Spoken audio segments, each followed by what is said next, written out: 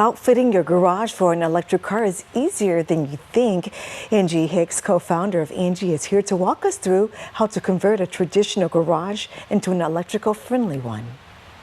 If you're considering getting an electric car, you're in luck. In today's Ask Angi segment, Angi Hicks shows us how to make any garage electric-friendly.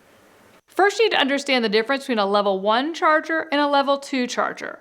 A level 1 charger uses a standard outlet, but takes a very long time to charge a car. It could take days.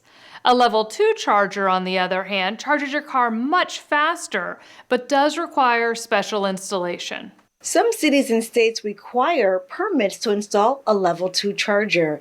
Before you install your charger, check to see if your local laws require a permit.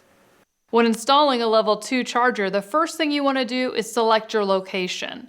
Installing it near your electric box is going to be less expensive than being further away. Additionally, it's cheaper to install it in your garage than it is to install outdoors. If you're on a budget, you have options. Some chargers qualify for a 30% federal tax credit of up to $1,000. Do some research to find a charger that fits your budget.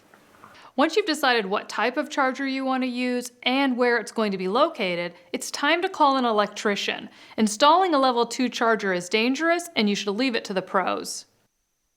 Do you have questions about your home projects? Then tweet them using #AskingAngi, and you may get some tips in an upcoming segment.